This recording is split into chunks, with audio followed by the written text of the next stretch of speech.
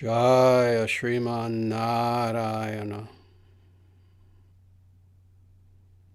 Jaya Bhagavan Shri Krishna. Jaya Shri Guru. Sanatana Dharma Jayate. Dharma Rashtra Jayate. Victory to Sanatana Dharma.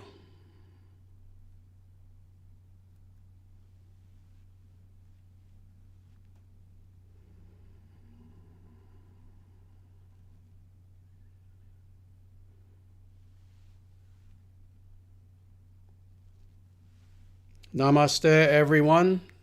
Welcome to our latest live stream satsanga. This is presented to you by the International Sanatana Dharma Society. This is something that we do for the general public every Monday at 7 p.m. Central Time. And I welcome you all here. What we do, of course, is that every week we have an online satsanga. And what that means is that I generally tend to give a talk on some aspect of the Vedic scriptures or about Vedic spirituality in general, and that is usually followed by questions and answers. And let me tell you, we're going to be doing things a little bit differently today, because what I am going to be doing today is giving a 1 hour long talk. So let me tell you that today, unfortunately, we are not going to have time for questions and answers. However, let me tell you, the next time that we get together, we're going to have only questions and answers, and that's to make up for the fact that we're not doing Q&A today. So again, today it will be a lecture, a discourse for an hour, but the next time we get together, I won't be giving any sort of discourse whatsoever. Rather, it will be an hour of your questions and my answers to your questions. So I ask you to please respect our format today. Please refrain from asking questions because I'm not going to see them and I'm not going to answer them in any case. Again, please wait till the next time we get together and you can feel free to ask any questions that you wish pertaining to Sanatana Dharma and all the aspects of Vedic spirituality. Before we begin, as always, I just want to make a few very quick announcements. First of all, just to remind people, we are in the midst, that is the International Sanatana Dharma Society, our movement, we are in the midst of our year-end fundraising drive, something that all nonprofits do, almost without exception. And what that means is we are attempting to raise donations for our work, for the International Sanatana Dharma Society. So if you would feel so inclined as to help us in that way, please feel free to follow the link that you'll see in the comments section. It's right down there. Follow that link and please feel free to give a donation if you can. It can be for any amount. Of course, the more generous you can be, the better, and it's always appreciated, even if you give $1 or anything. That's the first thing that I wanted to mention. The other thing I wanted to mention is what specifically we're going to be talking about today. You know, for those of us who were born and raised in the Western world, especially, what does that mean? That means North America, that means much of Latin America, much of South and Central America. That means certainly all of Europe, Australia, New Zealand, etc. So many places that we culturally consider to be the West. For those individuals who were born and raised in the Western world, of course, we know that the Christmas holiday season is something that is of great importance, both spiritually, but also even culturally. Indeed, it's interesting. A person can even be a semi-atheist or not really interested in spirituality whatsoever, but nonetheless, they'll still celebrate Christmas as a very important holiday.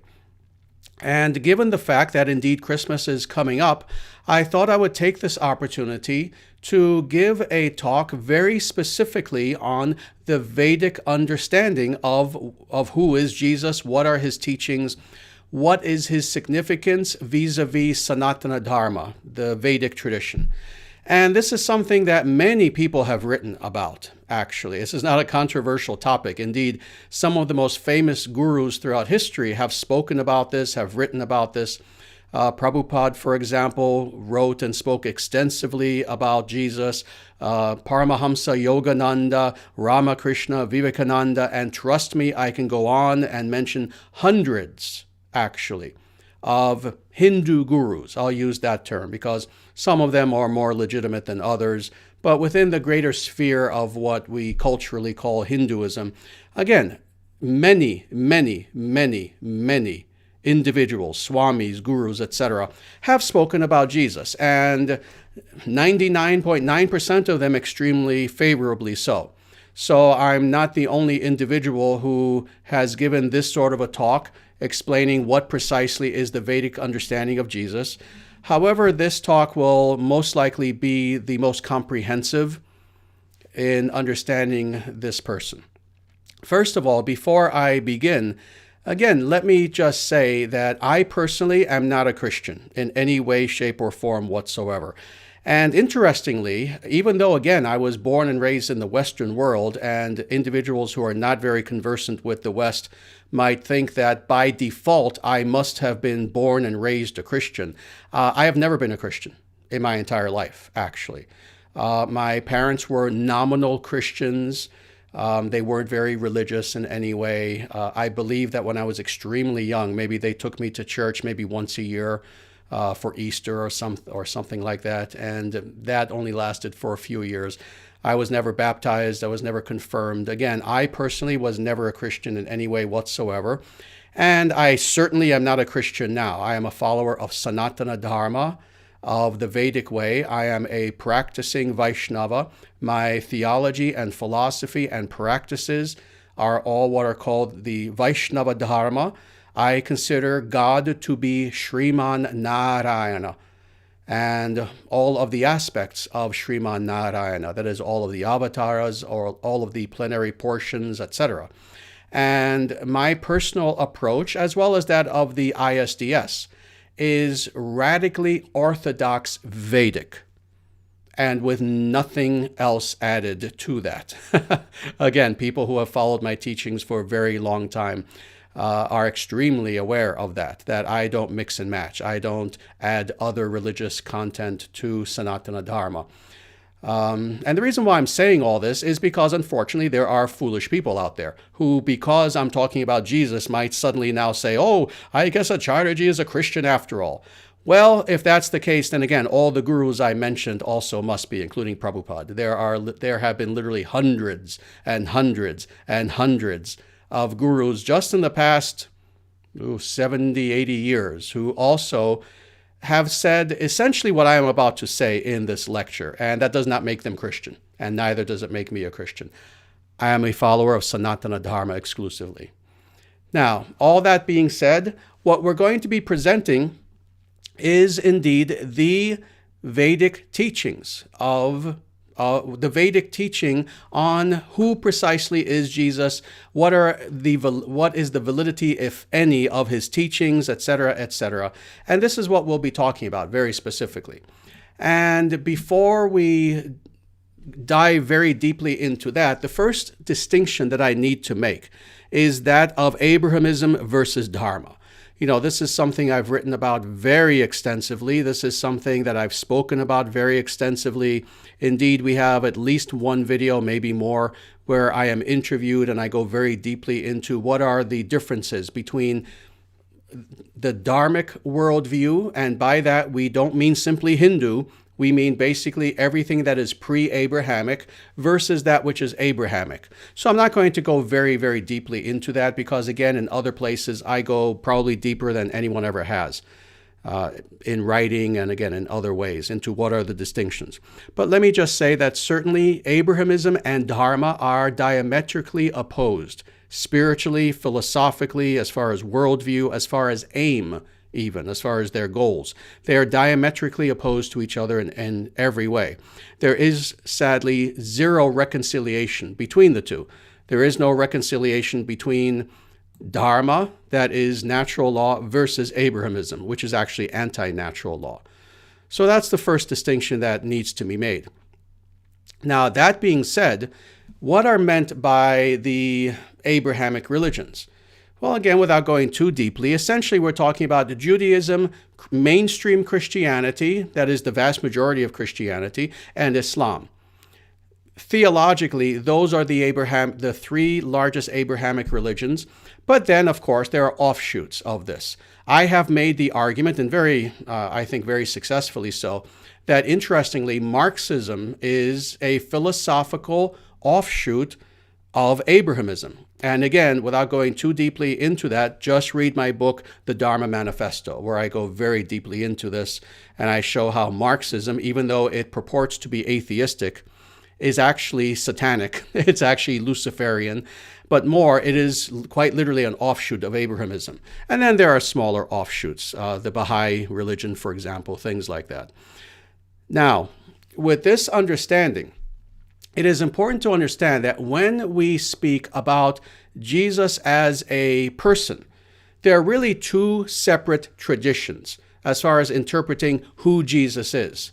There is indeed the Abrahamic tradition, that is the tradition that's based upon Old Testament, but then there is the Dharmic tradition and the Dharmic understanding of who is Jesus and what are his teachings.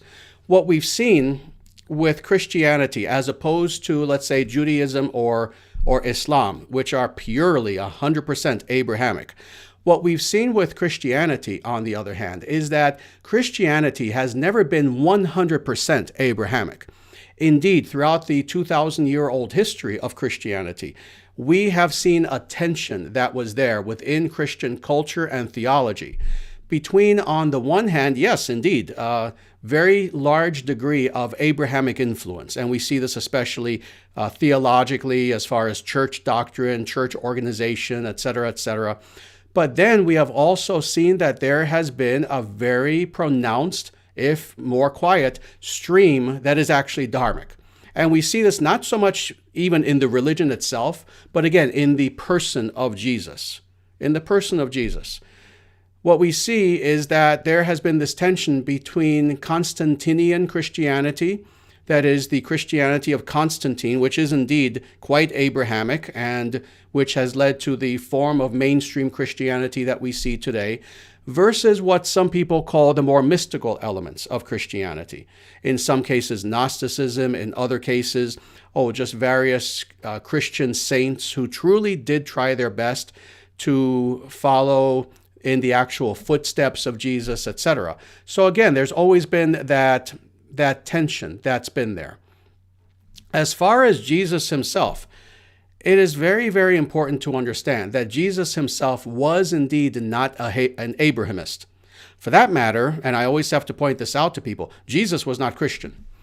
Jesus did not come here to either fulfill the, let's say, older religion of the Old Testament, but neither did he come here to establish a new religion either.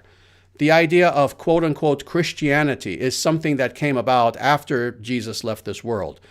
Again, Jesus did not come here to start a new religion, but then for that matter, he did not come here to quote-unquote reform Judaism either. Rather, what Jesus did was indeed, in his own way, given his audience, the fact that his audience really were not individuals who were very conversant with Dharma in any way whatsoever, really. What he attempted to do was to teach Dharma within the context of the culture of the Levant, what we would call Palestine, and this Old Testament culture. He attempted to teach Dharma in every way.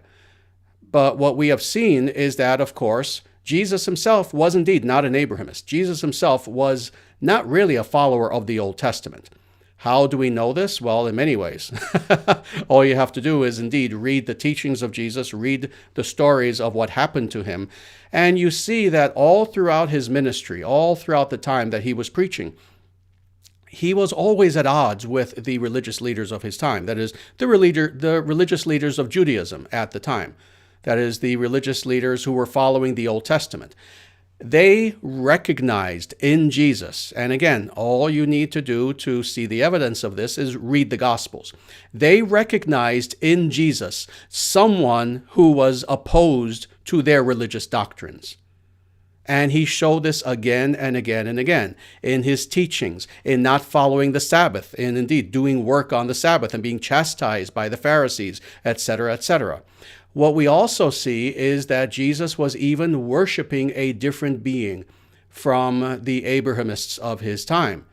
These Abrahamists were indeed worshiping Yahweh. They were worshiping this localized desert metaphysical being who we find throughout the totality of the Old Testament, who has its own characteristics. But this was not what Jesus taught as far as the nature of God, and this was not the being who he worshipped.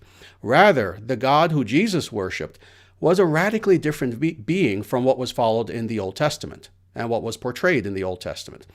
The God of Jesus represented a complete break theologically from Old Testament Judaism. And this was a being, this was a God who, rather than being harsh, rather than being angry, rather than being jealous, rather than asking that we fear him, this was a God who Jesus worshipped, who was the very opposite, who was a God of love, who was a God who asked us merely to surrender to him. So again, and I can go on and on. Again, I don't need to. Take a look at the New Testament and you'll see how the religious leaders, the Abrahamic religious leaders of his day, could not understand what Jesus was doing, and they saw him as a radical threat to the point of killing him. Now, what does this say? For those individuals who believe that Jesus was just a continuation of indeed Abrahamism and the Old Testament, that he wasn't really doing anything new, what does this say that, again, throughout the totality of the stories of Jesus, all the religious leaders were not only opposed to his teachings and what he was doing, but to the point of literally killing him? Interestingly, he was recognized as a religious leader in his own right. He was recognized as an individual who was close to God in his own right. To take the life of such a person is not something that would have been done very lightly, just because you have some little theological disagreement or something like that. Regardless of the religion involved, there's always some little theological disagreement, and you simply debate it, etc. You kind of theologically denounce each other. But to take that ultimate step of finding someone to be such a threat to your worldview that you will quite literally kill the person, and in the most horrific of ways imaginable, this is what shows us that indeed Jesus was not an Abrahamist. He was a follower of Dharma. So, all that being said, several things that I want to talk about. And one of these is how Jesus taught indeed something very different from the Abrahamists of his time. His concept of God was something very different. Also, his concept of ethics was also something that was very, very different. You know, we know for a fact that when it comes to the Judaism of Jesus' time, these individuals, indeed, ethically, morally, followed the Old Testament, and very specifically, they followed the laws of Deuteronomy. They followed all of these over 600 laws that they considered to be sacrosanct. These include the kosher laws and various laws of human behavior, morality, etc., etc. Interestingly, these were not laws that Jesus himself stressed in any way whatsoever. Indeed, there are, again, instances where he flaunts these laws, where, for example, according to Abrahamic Judaism, one is not supposed to work on the Sabbath. Well, Jesus did things on the Sabbath, and he was criticized for it. So Jesus himself, interestingly, did not take the laws of Deuteronomy and of the Old Testament very seriously. Rather, he taught something very, very different. His standard of ethics is what later came to be called the Golden Rule, something that was very different from Old Testament understanding, and which again was based upon a different theological understanding of God, not merely as lawgiver, but God as that being who is the source and the origin of love, of all love. Not merely God as a being who judges us, but God as a being who loves us. So that being said, let me read something here actually from one of the Gospels, and this is from Matthew. And throughout this talk, in order to give evidence of what I'm saying, I will indeed be quoting from exclusively the New Testament. The New Testament is a very beautiful document in the Bible. There are 4 Gospels very specifically. So I'll be quoting from the 4 Gospels that talk about the teachings of Jesus. And here is one of them where he indeed describes this golden rule. What is his ethical system juxtaposed to that of the Old Testament and of Abrahamism. So this is Matthew 22, verses 37 to 39. Jesus replied, quote, "Love the Lord your God with all your heart and with all your soul and with all your mind. This is the first and greatest commandment. And the second is like it. Love your neighbor as yourself." So this is the golden rule. Again, this was the ethical foundation of what Jesus felt was the nature of true morality, of true ethics, of true virtue. As we can see, this is something that is radically different from what we find in the Old Testament and among the Abrahamists of his day, to the point where, again, they felt that he was heretical for saying these things. Now, interestingly, even though Jesus himself was indeed a very great being, in fact, let me talk about that for a moment. The Vedic conception of Jesus, and there is a Vedic conception of Jesus. Again, many gurus taught this, some gurus better than others, but there have been many gurus in the last 100 years or so who have taught this, including Prabhupada. This is something that is supported by Vedic spirituality. Jesus himself was a yogi. Jesus himself was a guru. Jesus himself was an Avesha avatar. He was someone who was empowered by the very grace of God. And we see this, again, in his teachings. We see this in all of his actions, in the stories about him, etc. Indeed, if you were to take the 4 Gospels themselves and separate them from the rest of the Bible, that is certainly the Old Testament, and even the rest of the New Testament, actually, if you were to just look at the personality, the teachings, and the stories about Jesus, what you would be looking at would be non-different than a Vedic sage.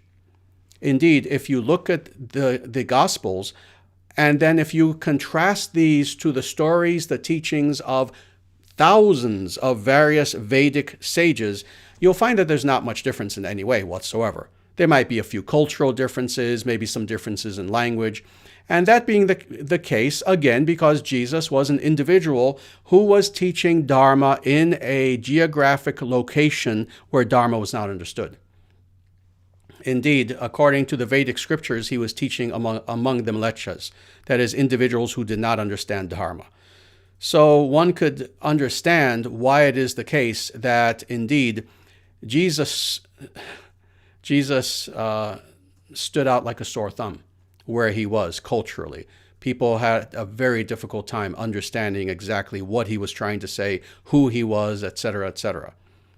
So all that being said, it's an interesting thing that very often, as an individual myself, who I have studied religion for all of my life practically, I began studying religion really before the age of 10.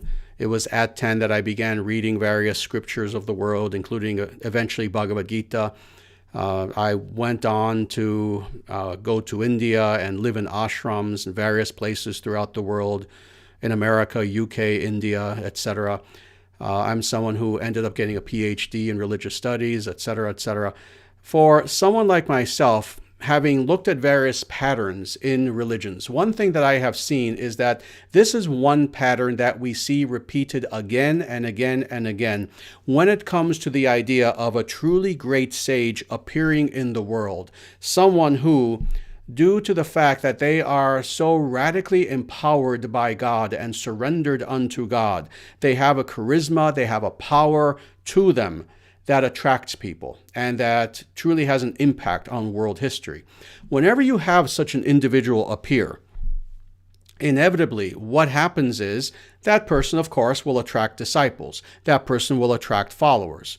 Some of those individuals will understand the sage and the sage's teachings better than others. Some will understand that sage better than others. But inevitably, regardless of how powerful a sage is, eventually they have to leave. Eventually they, quote unquote, pass away. They leave this world. Being a sage does not make you someone who will remain in your body for eternity. No, a sage has a physical body like anyone else, and that body eventually wears down and that person dies. What we have seen, unfortunately, is that whenever there is indeed such a sage, and that person does pass away, unfortunately, the quality of that person's teachings then kind of take a step down with the next generation. Regardless of how sincere many of the disciples of that person can be, unfortunately, it's kind of inevitable that when that person passes away, what ends up happening is a process of rigidification, a process of sectarianism, a process in which, rather than trying to understand the person's teachings in a living, breathing sort of way, those teachings become rigidified in the form of a dogma, in the form of a theology. And the reason why this is the case is because very often the disciples of that person just don't know what to do. They feel that they have no choice. You can imagine, I know, that when one's guru passes away, it is devastating. It's devastating, especially if this was truly a powerful spiritual being and you were close to that person and you were taking instructions from that person and suddenly that person is not there. It's devastating to the disciples. So this is one of the reactions that people will often have. And it doesn't happen 100% of the time, but it usually does. And that is the fundamentals, the basics of what that great sage was and taught are now again made into a form of statue. They are solidified. They are made into kind of a monument that is just there. And as a result, unfortunately, it becomes very difficult to then replicate the actual experience of having been in the presence of that person. When you're in the presence of the sage, you can feel God through the presence of that sage. When that sage is no longer there, the disciples yearn to experience that feeling again. And all that they can do to try to experience that feeling is to, again, try to immortalize the sage dogmatically. So thus, this is why I have told people many, many times that this is why in Christianity, what ended up happening with the followers of Jesus over multiple generations was that rather than attempting to follow in the footsteps of Jesus, they found that it was easier to just worship him from afar. So this is how Jesus went from a teacher to being a demigod. And the idea that, all that is necessary is to just have faith in this person and pray to this person and have a cross with a depiction of the person up on the wall, etc., etc. It becomes easier to worship such a person rather than follow such a person, rather than try to follow in their footsteps and do as they did, etc. And this is what has led to Christianity as we now have it today. Now, all that being said, I do indeed want to talk a little bit about theology, very specifically. And who precisely was Jesus? Because again, he is indeed recognized from a Vedic perspective. For those who have read the description already of this talk, you'll know that he is actually quite literally mentioned in the Vedic scriptures. But we'll get to that in a little while. There is a Vedic perspective on Jesus. Now, first, let's talk about what is the, let's say, mainstream Nicene Creed following perspective on what is called Christology. That is, what is the nature of Christ? And that is, of course, that we know in mainstream Christianity, the idea is that Jesus is quite literally God himself, that he is fully God, fully man, but that he is quite literally God, that he is the incarnation of the Father, of God himself upon the earth. And it is for this reason, unfortunately, that again, rather than trying to follow in the footsteps of Jesus, Jesus being a guru, Jesus being a guide, being a master, and then thus his followers attempting to follow what Jesus actually said and did, rather, Christianity has become a cult of worship, where the idea is, all you need to do is have faith in Jesus. All you need to do is accept Jesus. And that is the extent of the sadhana, one could say. That is the extent of the action that one must perform spiritually in order to have salvation. Well, of course, the Vedic perspective is something radically different from this. And it is something that is supported both in, again, the Vedic scriptures, but interestingly, even in the New Testament as well. And that is that Jesus, indeed, was not God.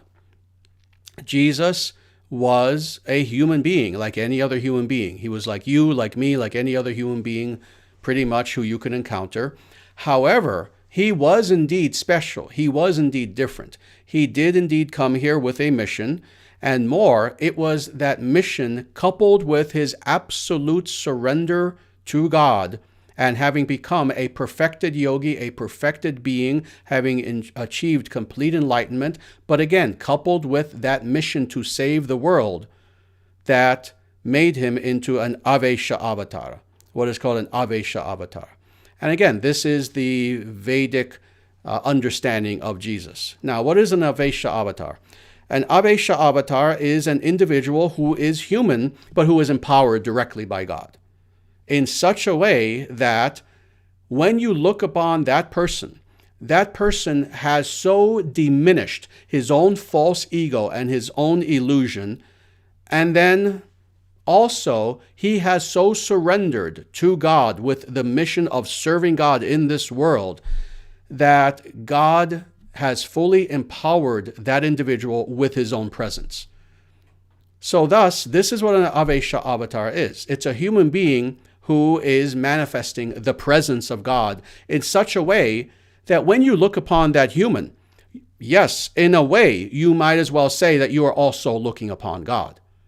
And this is where it gets a little bit tricky, this concept of the Avesha avatar, which is a very fundamental, very basic, orthodox concept that is found in Vedic spirituality.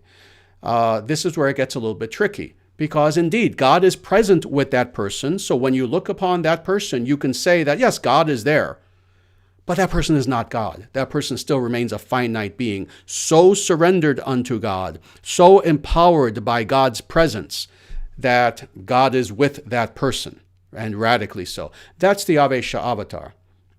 And there have been quite a few Avesha avatars throughout history.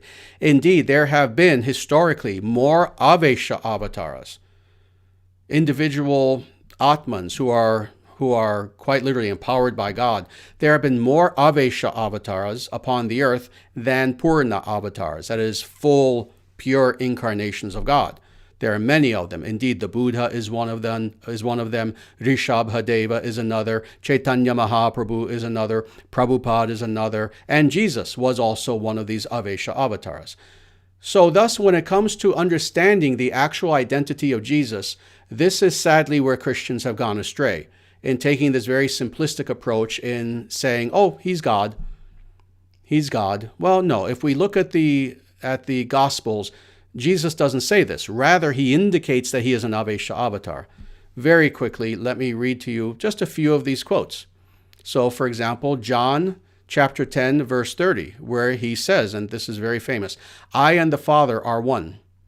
So again, it's in a way almost understandable how mainstream Christians would misunderstand what is being said here with Jesus supposedly saying literally, I am God.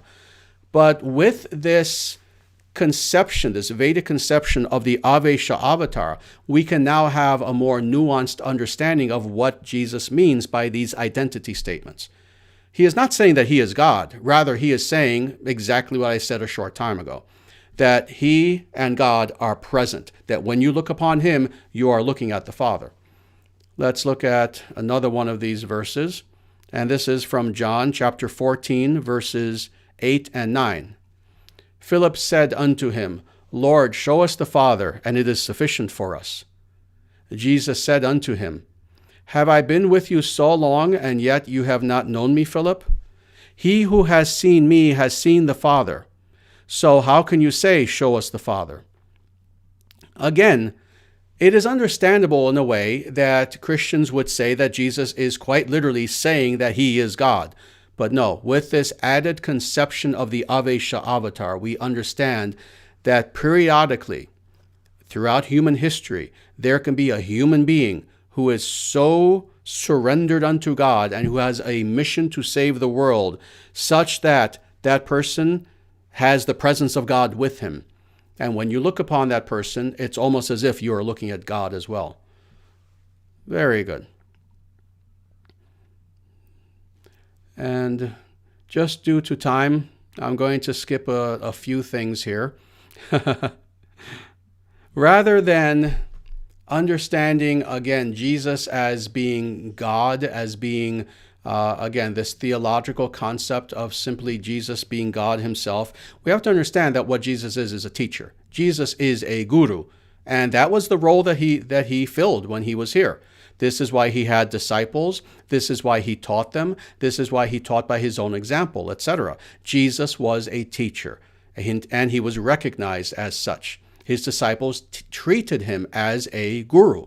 And interestingly, if you understand guru culture as it has existed in all of the Dharmic religions, again, not just Sanatana Dharma, not just overtly the Vedic tradition, but also in Buddhism, Jainism, also for that matter, even in the West, even among the ancient Greeks, how they treated their philosophers. And especially if you were, let's say, a disciple of a Socrates, a disciple of Plato, a disciple of Pythagoras, etc. There is a certain understanding of the nature of teacher, of the nature of guru, in which the guru is treated with tremendous respect. And again, without going deeply into this, there is an entire culture around what it means to be a guru and to have a guru. Well, we also see this reflected again in the life of Jesus, where his disciples treated him as a guru and he encouraged them to. So again, just a few more quotes just to show this. And this is from John chapter 14, verse 1, where Jesus says to his disciples, "Do not let your hearts be troubled. Trust in God. Trust also in me." Now, it's interesting that he makes that distinction. Trust in God. Trust also in me. This is also the idea of etiquette when one is approaching the guru in Vedic spirituality. That is, that you treat the guru with tremendous respect in the same way that you would God, but at the same time seeing that distinction. The guru is not God, but at the same time, you place both God and the guru on a very, very high pedestal. You have tremendous respect and devotion toward both. So here Jesus is confirming this. Just one more quote from John, and this is from chapter 6, verses 28 and 29. The disciples asked him, "What must we do to do the works God requires?" And Jesus answered, "The work of God is this, to believe in the one he has sent." So again, this is also the Vedic standard when it comes to the idea of guru-disciple relationship. That indeed the idea of making spiritual progress is something that's not done in a vacuum. Rather, we must have the presence and the guidance of a guru. And we must understand the guru as someone who indeed God has sent to us to guide us. So here also Jesus is saying this.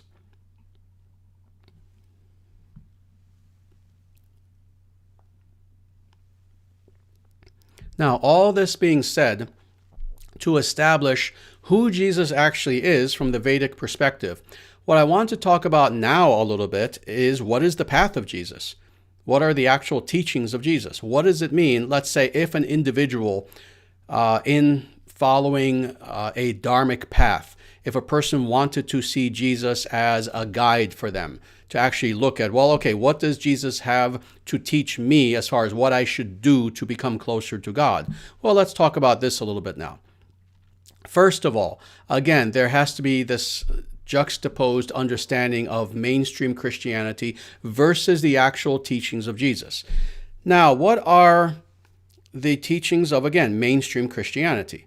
It's one of blind faith. It's one of simply accepting Jesus and the sacrifice that he made upon the cross, accepting, as is said all the time by Christians, the blood of Jesus, salvation through the blood of Jesus, having faith, and it is by faith alone that we will know God. If you have faith in Jesus, you have salvation.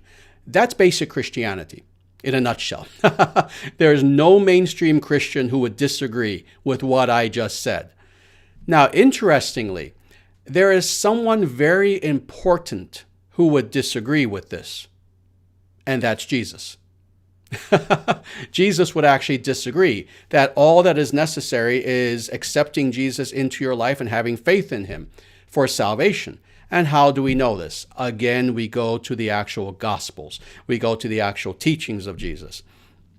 And there are many instances, but again, due to lack of time, I can't talk about them all. But the one that is probably most famous is the story of an individual who was a rich person. He was a young man. He was very wealthy, and he had been observing Jesus. He was a follower of Jesus. He accepted Jesus and all of his teachings.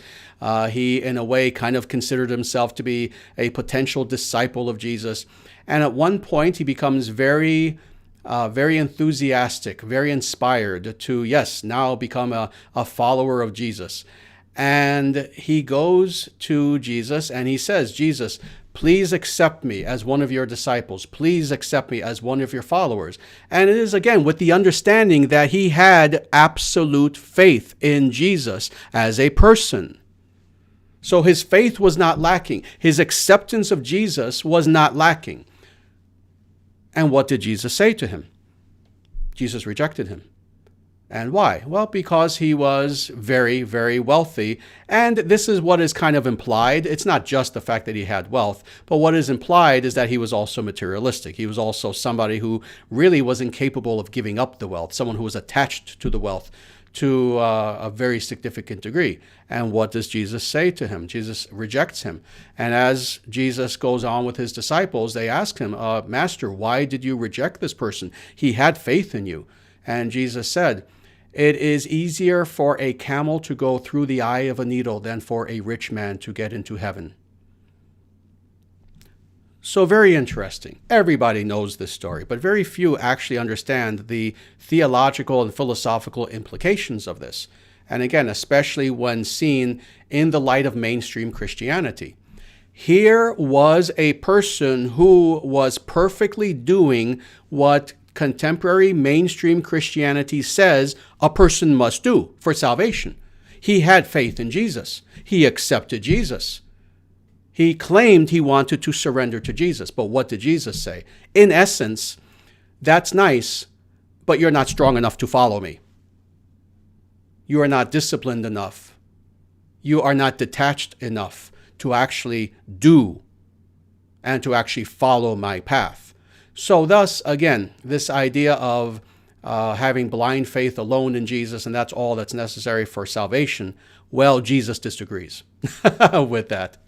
So rather, what is of importance is indeed to actually do sadhana, to actually look at how did Jesus live, what were his ethics, what were his virtues, how did he approach God, what was his worldview, etc., and to then try to follow that in one's own life. So again, very quickly, just a few more quotes from the actual Gospels. And this is from Matthew now, Gospel of Matthew 16, chapter 16, verses 24 to 27. Then Jesus said to his disciples, "If anyone wishes to come after me, let him deny himself and take up his cross and follow me." I'm going to just stop there for a moment because there's more. But this is important. And follow me. Not just have blind faith in me, but a person must follow me. Now let's go on. For whoever wants to save their life will lose it, and whoever loses their life for me and for the good news will save it. What good is it for someone to gain the whole world yet forfeit their soul? Or what can anyone give in exchange for their soul? So again, this is what Jesus asks his followers to do. Not just have blind faith in him, but to actually become like him. To follow in his footsteps. To, in your own way, as much as possible, replicate Jesus' example. And again, this is something that has been missing from Christianity, mainstream Abrahamic-inspired Christianity. Very good. Let's go on just a little bit more. Not very much more, actually.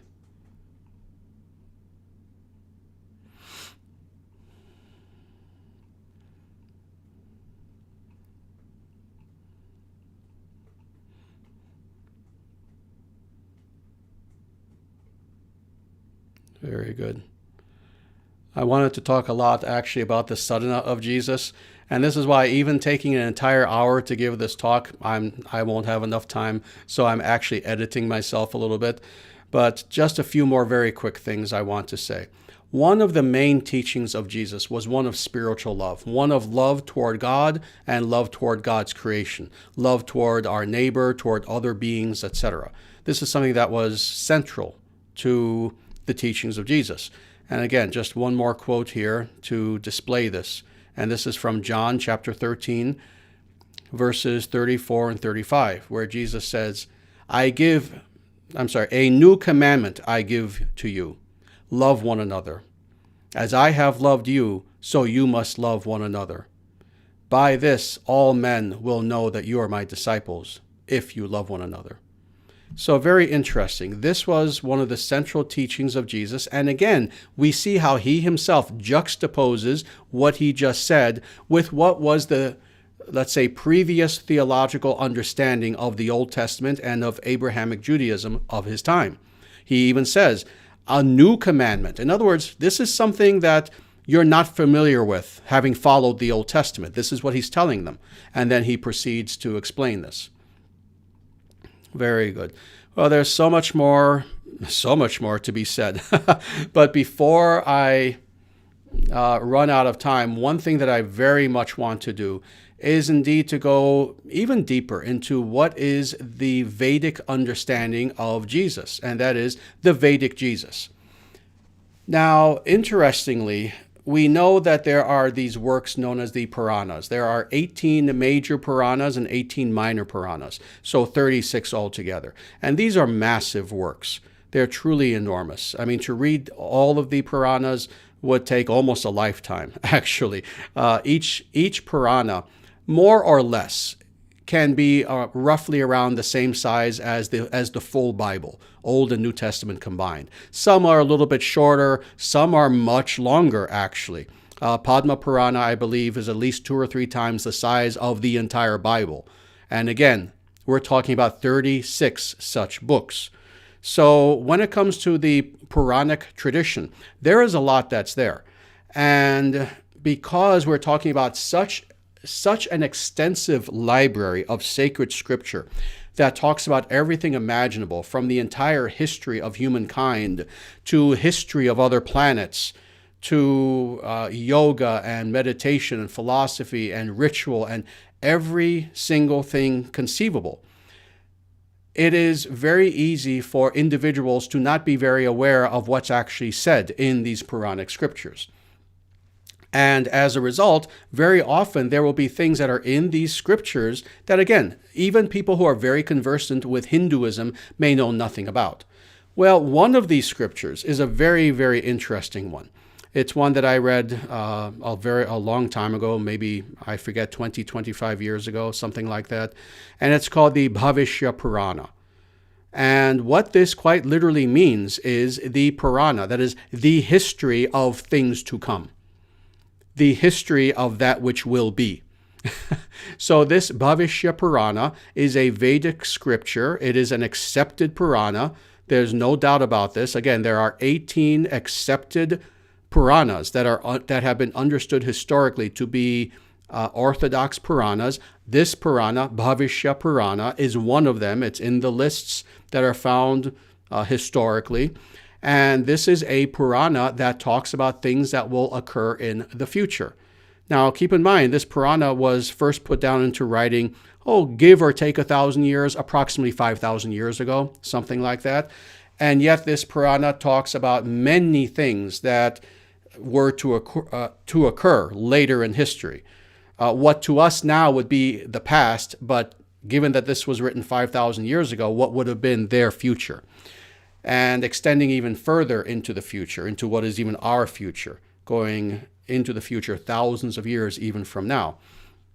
Well, one of the things that is discussed is indeed the fact that Jesus himself was someone who, in his adult life, traveled to Aryavarta. He traveled to what today would be called India. He traveled to the Himalayas, etc. He himself was an individual who studied yoga, who studied Vedic spirituality, who studied the siddhis, mystic attainments, mystic powers, etc. He studied under Vedic gurus, etc., etc.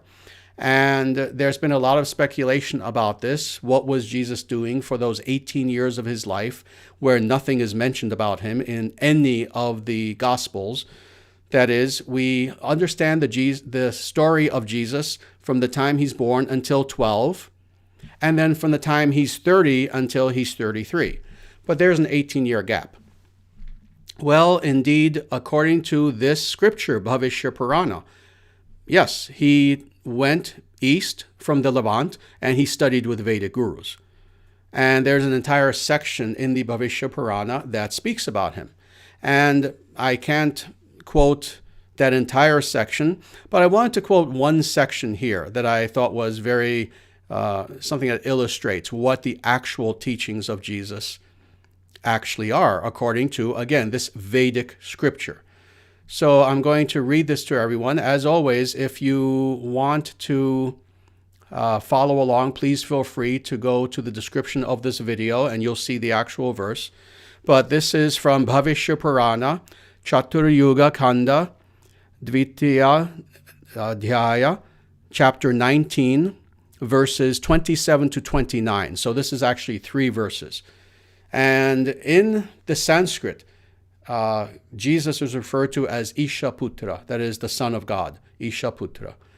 So Isha Putra, that is Jesus, declared, and this is Jesus actually teaching when he was in what we now call India. And he's speaking to a king.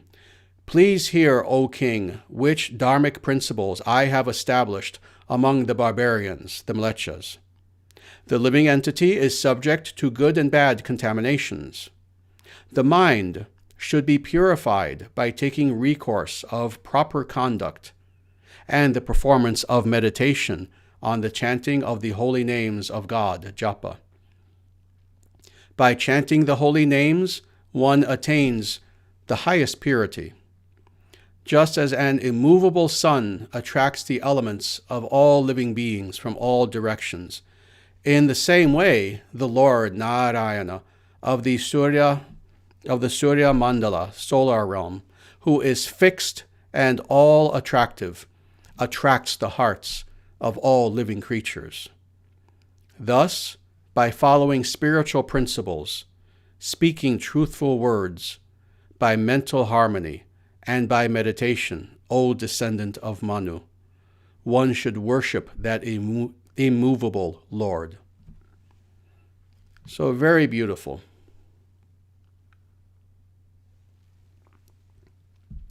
Very, very beautiful. And for anyone who is truly spiritually sincere, who is out there in the audience, and I think that's the vast majority, if not all of you, this should almost give you goosebumps in hearing this. Because, again, these are the actual words of Jesus recorded in an accepted and recognized Vedic scripture. And again, feel free to look this up yourself. You know, you have the verse, you can look it up. This section is translated. It's available online. I've seen the actual Sanskrit to this, and this translation is actually quite accurate of what I read to you. But this should almost give you goosebumps as an individual who is a follower of Sanatana Dharma. But again, especially if you were raised in the Western world to have respect for Jesus, to understand that these are the recorded words of Jesus within a Vedic context. Again, he's not speaking to Abrahamists here. He's not speaking to followers of the Old Testament. He's not speaking to individuals who have been led astray and who are worshiping some lesser desert divinity, but rather he's comfortable. He's really within his own element here. He is an individual who, when this king encounters him, Jesus is meditating. He's in the Himalayas, actually. And this king encounters him, and Jesus is there in his element, free to practice as he knows he should, as he wishes to, free to speak as he truly wishes to this Vedic king. And what are his teachings? They are non-different from the actual Vedic scriptures. Again, sadly, just due to time, I don't have time to do a full commentary on these 3 verses. Maybe in the future I will. That would be something I would love to do, actually, as a talk. But again, if you just look at these 3 verses in your own time, just read them again, you'll see that, yes, this is the essence of Vedic spirituality. This is the very essence of the Vedic scriptures and what it means to be a spiritual person. So again, truly astounding. So thus, what is the takeaway of all this? What is the point of all this? The point of all this is that there is indeed a Vedic Jesus, not just a Christian Jesus, not just the Jesus that so many of us were either raised to understand or have understood culturally because, we live in a primarily Christian culture if you're in the Western world. And the Jesus that we are encountering here is a very different Jesus. It's not the Jesus of dogma. It's not the Jesus of fanaticism, of fundamentalism. Rather, it is a Jesus who is a rishi, who is a sage, who is a yogi, who is a guru, who is an Avesha avatar. It's a Jesus that we, as followers of Sanatana Dharma, can feel very comfortable with. And at the same time, continuing to be followers of Sanatana Dharma. You see, at no point, again, as I said earlier in this talk, at no point did Jesus tell us, oh, we have to become Christians. He never said he was a Christian. He didn't start a sect known as Christianity. Rather, what he was teaching was something that was Sanatana. It was something that was pre-Old Testament. It is something that rings true in people's ears even to this day. And the reason why that is the case, and the reason why he was such a powerful figure spiritually, is because he was teaching Sanatana Dharma. Jesus was a Vedic rishi who went to the West, who was born in the West, who was born really in the Levant. In a way, culturally, you could almost consider that the West today, even though it's actually Palestine, Israel, etc. He was someone who was born in that area, but who for 18 years traveled and studied under gurus, studied yoga, studied meditation, studied the Vedic scriptures, etc., but then took it upon himself to go back to his homeland and teach Dharma to these people, even if it ended up killing him, which sadly it did. So indeed, one can be a follower of the teachings of Jesus without having to become Christian, and while still remaining a follower of Sanatana Dharma. And again, I am not the only guru who has said this. Prabhupada said this. Yogananda said this. So many gurus throughout history have said this, that indeed we can appreciate the teachings of Jesus and still remain absolute and committed followers of Sanatana Dharma. So with that, I'm going to end there. I thank you very much for listening to my talk. As you could tell, there was a lot to talk about even with this talk. That's why I needed to take the full hour. And even with the full hour, you could tell I was rushing and I had to edit myself because, again, there was a lot more that I could say, including even at some point doing a commentary on these 3 verses from Bhavishya Purana, which would be something I would love to do. But just due to time, it's already the top of the hour, so we're going to stop here. And before I leave you, I just need to say a few things. First of all, again, as always, thank you very much for being here with us. Thank you for taking the time to be here, and I hope that this was something that was inspiring and helpful for you. The other thing is, I want to urge you, like I never have before, to do several things, actually. First of all, as I mention every week, we have an email list. If you go to our website, dharmacentral.com, you'll see that you can join our email list. Please do that. And I'm asking you now, like I have never asked you before. It's actually important right now in history. It's very important that we remain in touch, because all of the social media platforms are insecure right now. We don't know what's going to happen with them over the course of the next several weeks or month or two. So it's important that we remain in touch, and this is the way that we can remain in touch. Please join our email list, give us your email address, so that if for some reason or another these platforms go down, whether it's Facebook, Twitter, YouTube, etc., etc., etc., we can still remain in touch. That's the first thing, is please take this seriously. If you want to remain in touch with us, given anything that could happen, please join our email list. The second thing is also please go to our BitChute channel. And again, if you look in the comments below, you'll see the direct link to that. In addition to having this channel on YouTube, we also have a BitChute channel as a backup channel. Please, I cannot emphasize this enough, please subscribe. Go to BitChute. It just takes a moment to start an account there and subscribe to our BitChute channel. It's simply the Sanatana Dharma channel on BitChute. And in that way, again, that's also another way that we can stay in touch should anything happen. I also want to say this as far as anything happening. Indeed, as I have been trying to tell people for quite a little while now, several months, we are living in indeed crazy times. Things are going to become darker until the light finally comes out. So keep that in mind. Please be very careful. Please take good care of yourselves in every way. Please make sure that you have all the supplies that you need, given, again, anything that might happen in our world. It's a crazy world, and what is happening right now historically is something the likes of which no one has experienced, no one has witnessed. It's all very much guided by the hand of God. Let me tell you this. There's no reason for fear. There's no reason for worry whatsoever. Again, things will get a little bit darker for the next maybe several days, several weeks.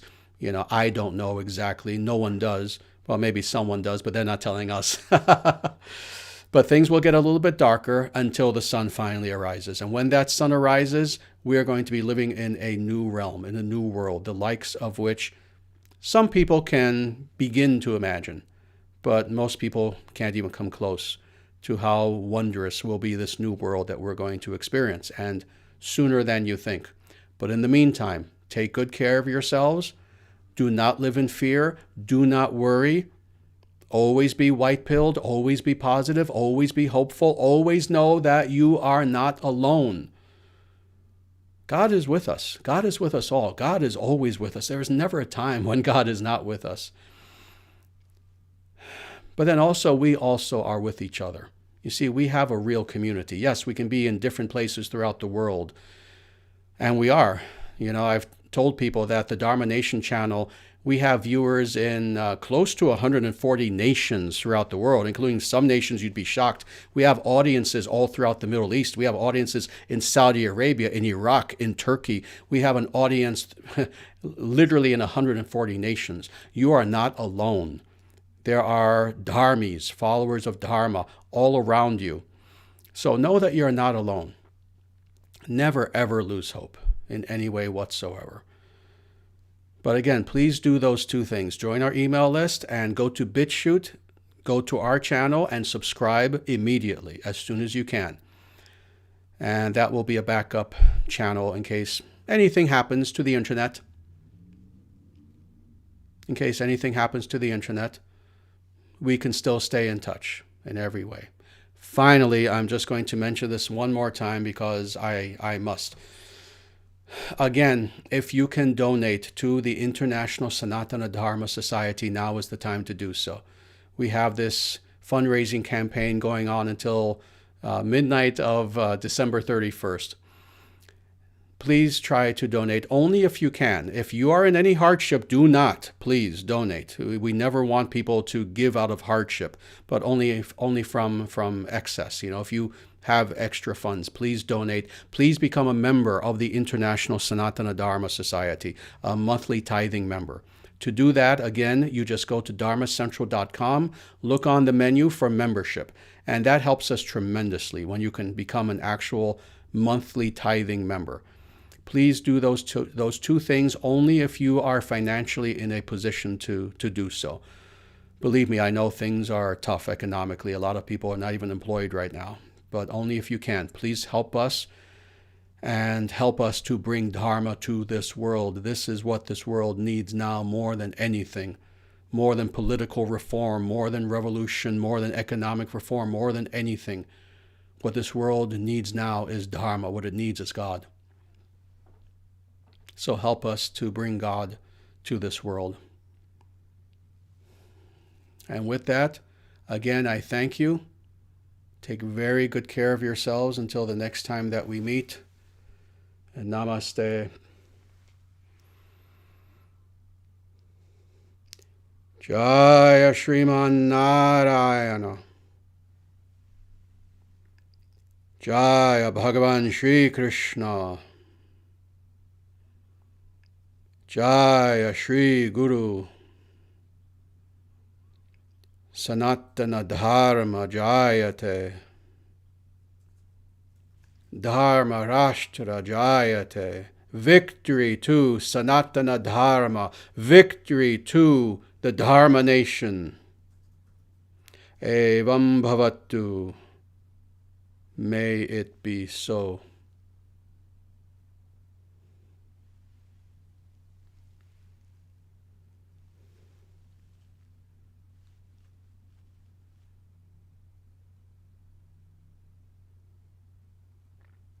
Until the next time that we meet,